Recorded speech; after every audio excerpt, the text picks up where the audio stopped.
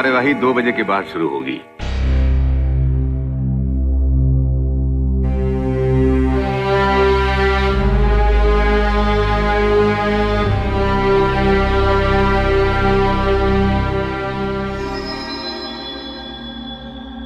दादी, अब कहाँ तक पढ़ी है?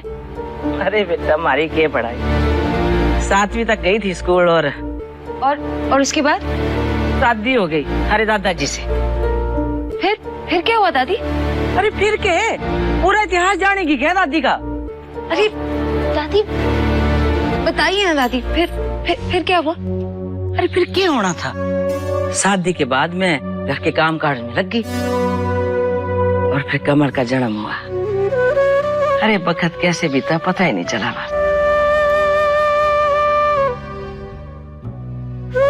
उसके बाद थारे दादाजी गुजर गए। उसके बाद का वक्त तो बेटा इतना मुश्किल था कि सोच के मन घबरा जाता है हमारा। घर में कमाने वाले वही थे, कमल तो बहुत छोटा था, उसे पढ़ाना भी था लेकिन पैसे नहीं थे बेटा। फिर क्या हुआ दादी? फिर आपने क्या किया? पापा को इतना कैसे पढ़ाया? बेटा उस जमाने में ना औरतें घर से बाहर नहीं जाया करती थी। थोड़ी सी जमीन थी हमारे पास, वही बटाई पे दे दी। उससे थोड़ा अनाज आता था, थोड़ा बेचती थी और थोड़ा बचाती थी। अरे बेटा याद मत दिला, बहुत तकलीफ होती है बेटा याद। दादी, अगर आपके पास वो जमीन नहीं होती तो आप क्या करती? क्या करती? वो जो गांव का जमींदार था ना, उस गांव के जमींदार के घर में जाके चूल्हा चौका करती, बर्तन करती और क्या करती।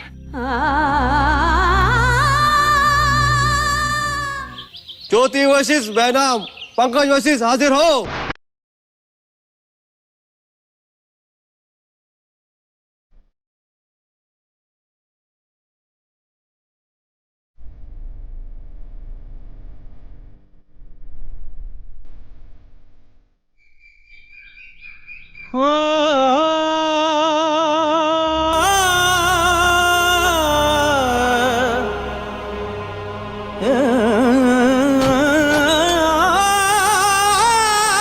सुनिए जी, मैं सोच रही हूँ पूनम को और दीपू को हनीमून के लिए भेज दूं। अब कितना फर्क आ जाएगा 2nd क्लास के टिकट को एसी में बदलवाने में। आप ज्योति से बात कीजिए ना, आप कहेंगे तो शायद पैसों का क्या है, जहाँ इतने खर्च किए हैं वहाँ थोड़े और सही, लेकिन ये समय दोनों की जिंदगी में वापस लौट कर नहीं आएगा। ऐसा करते, ज्योति से नहीं कहते, सुधा से कुछ पैसे मांग लेते, बाद में लौटा देंगे। क्या कहते हैं आप?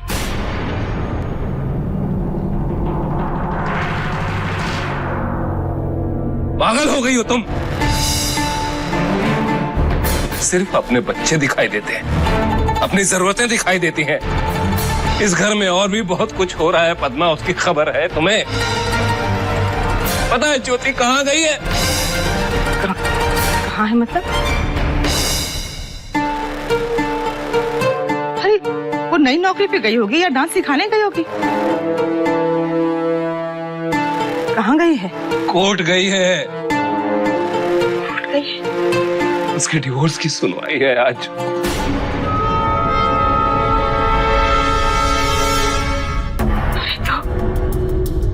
तो उसने किसी को घर में बताया भी नहीं? तो क्या कहती? क्या कहती कि मम्मी मैं डिवोर्स के लिए जा रही हूँ, बाय बाय। इतने दिनों से ज्योति पल पल घुट रही है और तुम, आज तक मैंने तुम्हें कभी बिना मतलब के 2 मिनट उसके साथ बैठकर बात करते हुए नहीं देखा। हमेशा ज्योति ये ला देना, ज्योति पैसे दे दो, और वो बेचारी हमेशा मुस्कुरा के सर हिला देती।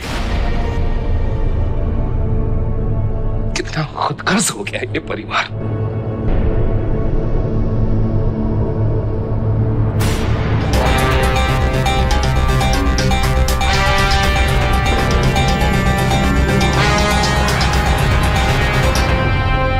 तो फाइनली आप लोगों ने क्या डिसाइड किया? 6 महीने साथ रहकर एक कोशिश करेंगे आप लोग इस शादी को बचाने के लिए?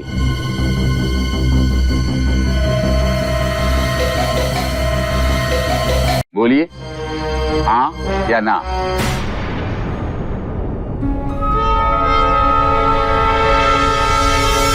आप बोलिए मिस्टर वशिष्ठ।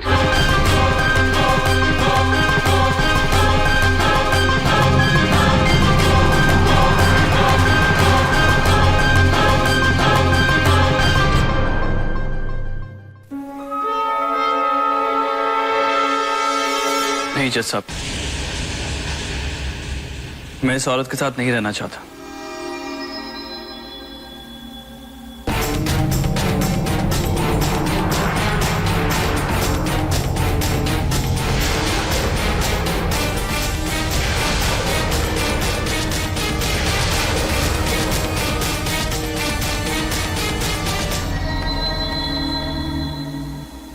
मैं अकेले कोई भी रिश्ता एक तरफा नहीं होता। शायद इस रिश्ते की तकदीर यही तक की थी। अब जैसा ये चाहते हैं वैसा ही होगा।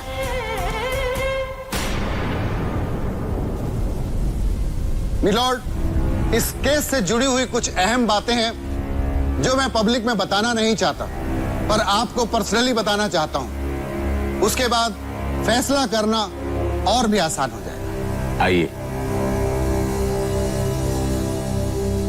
मिलॉर्ड, ये केस एक धोखा है, एक फरेब है, और इसी वजह से ये दोनों 1 साल से अलग अलग रह रहे थे, और इस बात को मिसेस ज्योति वशिष्ठ ने भी स्वीकार किया है। और ये है पेपर, और उसके बाद ये प्रेग्नेंट है, और मुझे बताना पड़ेगा, पति से 1 साल दूर रहने के बाद कोई औरत प्रेग्नेंट हो जाए तो उसे क्या कहते हैं? तो चरित्रहीनता का आरोप है।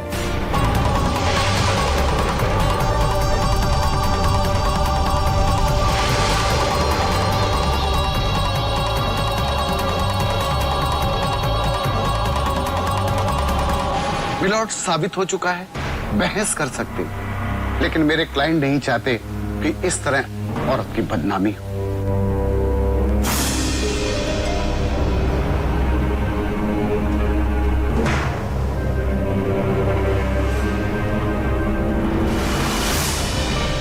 क्या कहा आपने? जो भी बताना था हमने जज साहब को सबूत के साथ बता दिया। आप मेरे बारे में बात कर रहे थे। मेरा जानना हक है, अधिकार है मेरा कि आप क्या बात कर रहे थे। प्लीज जोर से बोलिए। हम आपके भले के लिए इस बात को सरेआम नहीं करना चाहते थे, लेकिन अब आप जोर दे रही हैं, दबाव दे रही हैं, तो बताता हूं। आपने एक पेपर साइन किया था और जिस पे लिखा था कि पिछले 1 साल से आप अपने पति के साथ नहीं रह रही। ऐसे में आपके गर्भ में 2 महीने का बच्चा कैसे आ गया?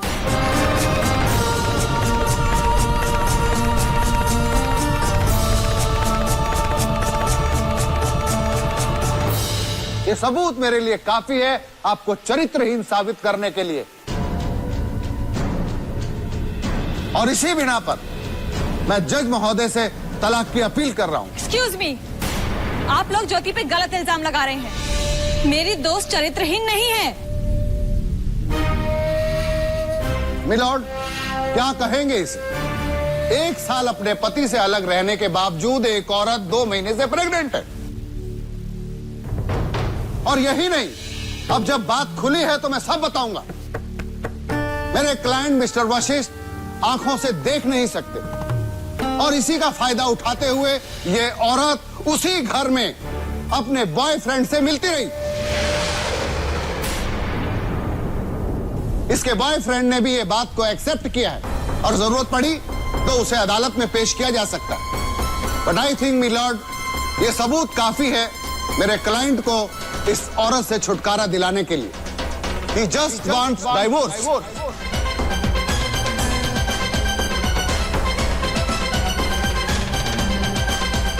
जी आप कुछ बोलिए ना, आप तो सब कुछ जानते हैं। Order order. आप प्लीज बैठ जाइए और कोर्ट में शांति बनाए रखिए। आप कुछ कहना चाहते हैं? नो निर्ला, आप बचाव पक्ष में कुछ कहना चाहती हैं?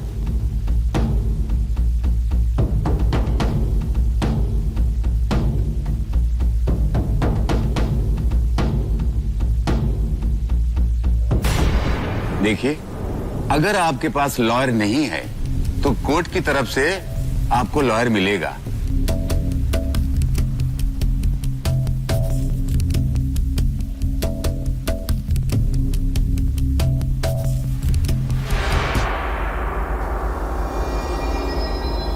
ज्योति तू, यानी आपको कुछ नहीं कहना है? ज्योति बोल कुछ। ये लोग तुझ पे इल्जाम लगाए जा रहे हो, तो चुपचाप सुन रही है।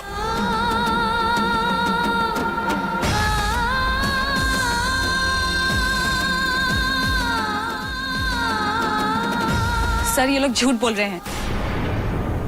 ज्योति सिर्फ 1 महीने से पंकज से अलग है और ये बच्चा पंकज का ही है। और आपको सबूत चाहिए तो मैं डीएनए रिपोर्ट निकाल के साबित कर सकती हूँ। देखिए, मैं आपसे पहले भी कह चुका हूं और वार्निंग भी दे चुका हूं। आप प्लीज बैठ जाइए और कोर्ट में शांति बनाए रखिए, वरना कोर्ट रूम से आपको बाहर भी जाना पड़ सकता है और सजा भी मिल सकती है। कुछ कहना है आपको? कुछ नहीं कह रही हैं आप, तो इसका मतलब है कि आप सारे इल्जाम कबूल कर रही हैं और अपने आप को दोषी भी मान रही हैं। हमारे यहाँ औरत को बहुत ही सम्मान की नजर से देखा जाता है। वो माँ होती है, बहन होती है और देवी भी। लेकिन मैं आज खुद तुम्हारी भोली शक्ल देखकर धोखा खा गया और आखिरी दम तक ये कोशिश करता रहा कि तुम्हें इंसाफ मिलेगा, जबकि तुम सजा की हकदार हो, इस आदमी की गुनहगार भी हो। आज तुम्हारे जैसे औरतों की वजह से समाज गंदा हो रहा है।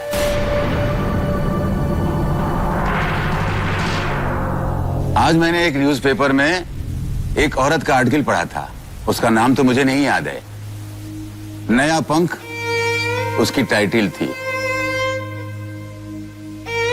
उसने औरत की मनः स्थिति और उसके संघर्ष के बारे में लिखा था। ऐसी औरतों से कुछ सीखो जो बुरे से बुरे हालात में भी अपना सम्मान बचाए रखती हैं और सेल्फ रिस्पेक्ट के साथ जीती हैं।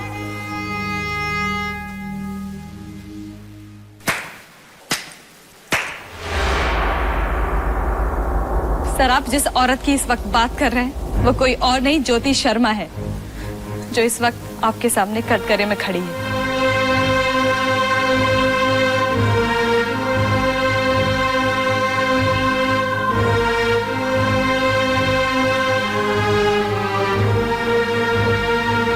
सर ज्योति खामोश है तो कोई उसकी मजबूरी है। मेरी दोस्त गुनहगार नहीं है। इनकी खामोशी से मैंने यही अंदाजा लगाया था। I am sorry. मैं भी इंसान हूं और कुछ लोगों को पहचानने में मेरे से भी भूल हो सकती है। देखिए, आप चाहें तो इसकी कानूनी तौर पर छानबीन हो सकती है और आपको इंसाफ भी मिल सकता है।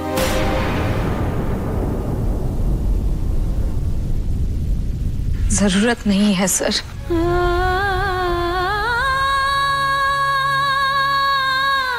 क्योंकि जो गलतियां मैंने की है उनकी सजा तो मुझे भुगतनी ही पड़ेगी।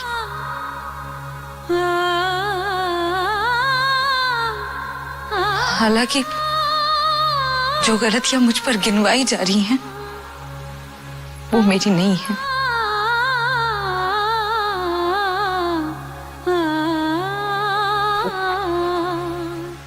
मेरी गलती थी कि मैंने घर बसाना चाहा। मेरी गलती थी कि मैंने अपने पति को खुश देखना चाहा। मेरी गलती थी कि मैं हमेशा इस गलतफहमी में रही कि अब भी इस दुनिया में ईमानदार लोग रहते हैं।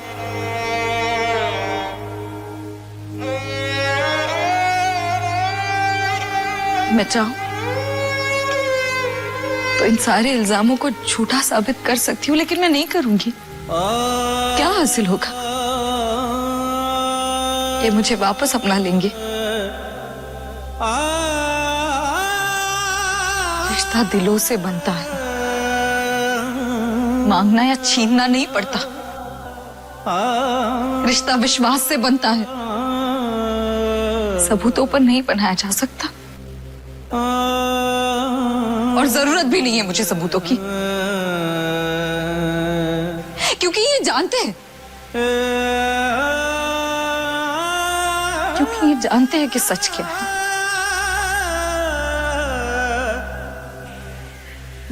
इसलिए मैं अपने बच्चे पर किसी ऐसे आदमी का साया नहीं पड़ने दूंगी जिसमें सच का सामना करने की हिम्मत ना हो। इसलिए मैं अपने बच्चे की उंगली किसी ऐसे हाथ में नहीं पकड़ाना चाहती जो उसकी माँ को सरे बाजार बेआबरू करने की साजिश में शामिल हो।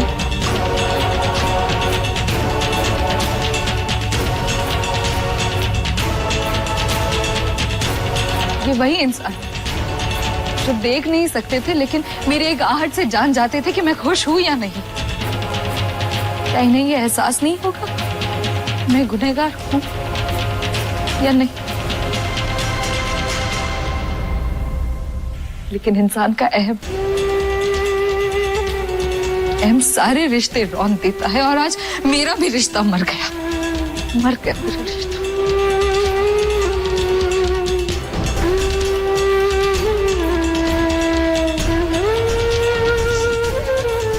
मुझे कोई एलिमनी नहीं चाहिए। मैं इतनी काबिल हूं कि अपने बच्चे को पाल सकूं।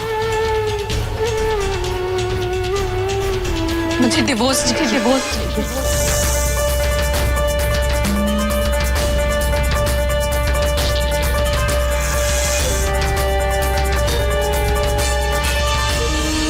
हाँ, एक शर्त जरूर है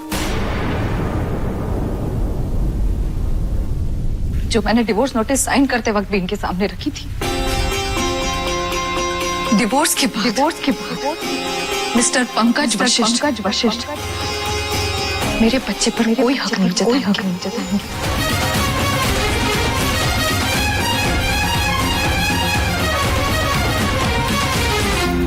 मैं इसी शर्त पर इन्हें डिवोर्स कि भविष्य में ये कभी मेरे बच्चे अपना हक जताने नहीं आएंगे।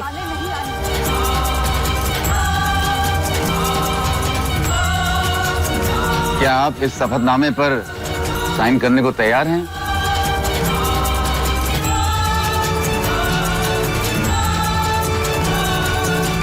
इस डाइवोर्स के बाद ये बच्चा आपको नहीं मिल सकता।